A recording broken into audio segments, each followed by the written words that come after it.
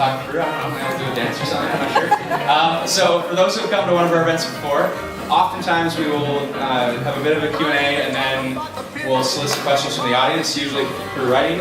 So because we are showing a feature film tonight of an hour and a half, we don't have time for as long of a Q&A as we ordinarily do. So we're going to have about 20 minutes to talk to our special guest, Phil Demers here. And I would ask that if you do have questions, make sure you've got my contact information before you leave. Email us your questions and I'll communicate with Phil to make sure any of those questions are answered. You can also direct questions to me about things that the government might be doing. We'll get into that in a little bit. But just know that if you haven't got a question answered by me asking Phil the questions tonight, do follow up with me. And the last thing I will say is, we held an event on privacy here at the Fox. We've held events on plastic pollution over the summer.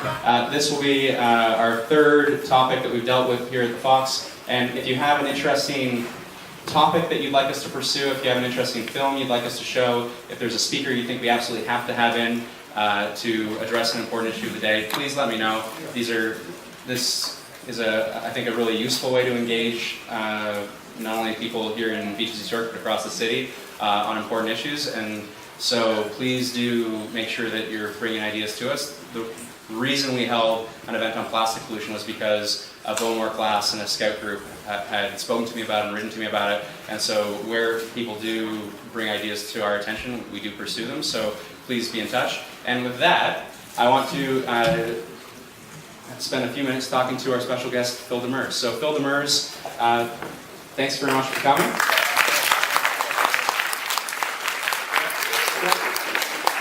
Grab a chair, we'll sit down, get comfortable. Oh, thanks for having me. It's a pleasure to be here for sure. Always happy to speak with like-minded individuals and people looking to create change and good things.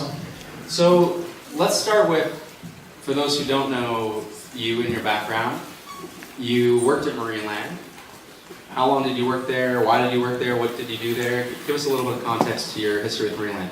So, back in like 1999, applying for a job had everything to do with looking for an ad in the paper.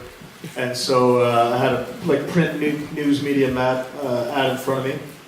And I found this job. I was 20, I believe, 21, 22 almost. And this job stuck out as appearing interesting. The only other offer I had, I went to school for audio engineering and what used to be called post-production or multimedia post-production, which back in 1999 was a fairly expensive course in school, which would eventually become like a download about 6 months later. These days, any 13-year-old kid can navigate around audio engineering, and I don't even think they used post-production or multimedia. Do we even use multimedia as a term? So you had no experience no, none whatsoever. Working with animals and... So what was appealing to Marineland of my resume was that I'd worked with music, and they thought, well, listen, here's a guy who can maybe cut some audio tracks, maintain audio equipment, and swim with killer whales. So I think they saw some bang for buck or something. But so all related skills. Yeah, well, I mean, in that capacity, it actually was. But so I saw the ad in the paper, and the only other job opportunity I had was a part-time job in Toronto, which it wasn't going to pay the bills. Here was this opportunity to maybe stay at home, save some money. So I saw it as a temporary opportunity to maybe. But it wasn't temporary. You were it there would eventually for... not. Yeah, you're right. So I was there for 12 years thereafter. I often get the question, because now I speak against Marineland almost specifically, but captivity as a whole. And there's obviously, we draw a lot of parallels with the happenings at SeaWorld, for instance, and Marineland. But you start this job, and you're a young kid. You want to impress your parents. You want to impress yourself with a level of commitment. You want to do good. When I started back in 2000, this was a celebrated industry. There was so little information as to what was actually going on back there. And, at first glance, I was not impressed with what I saw. But for me to make sense of it, there had to have been people above me that knew what was going on. There must be someone who knows how to take care of these animals, and I'm going to learn that this is okay.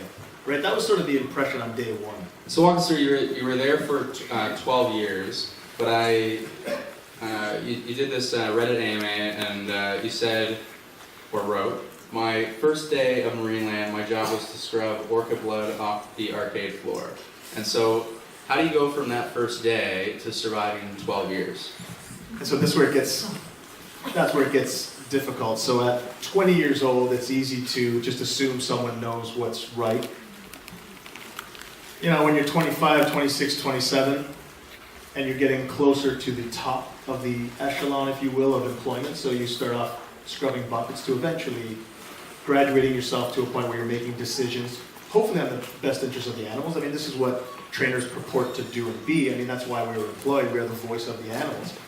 And this is where it becomes a little more challenging, because it isn't until you're up at the top and you become the person that the younger people assume is the person who knows what's going on, you start to question yourself, saying, well, wait a second, I'm just doing the status quo here.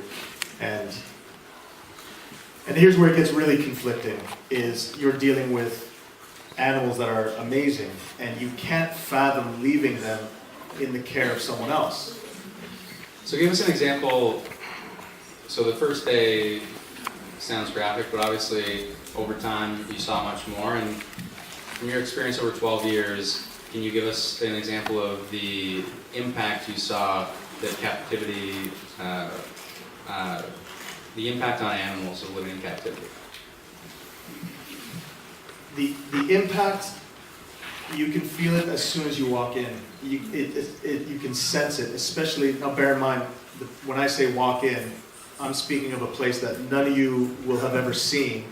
Until 2012, there are videos available, but we're talking about off, sort of backstage areas. And when you walk in there, you know that the animals are immediately compromised. You just know it. But there's a level of accepting that that's okay, that you come to terms with. But when you start to, in-house, start sort of repeating the atrocities that you feel is unnecessary, like, let's say the worst case, for instance, is separating a calf from its mother. Well, in the wild, we know the effects. We've seen what becomes of it. We know what happens to these animals when they're brought in. When they're born in captivity, I mean, it seems to make sense that you would keep the calf and mother together and not, in fact, separate them. And separation is always the first goal. Over very little time. And there's no sort of describing, witnessing what that does to mother and calf. It's an atrocity that I think that if most people, and many of you will come to learn soon, you would never allow for something to happen. Not without putting up a fight.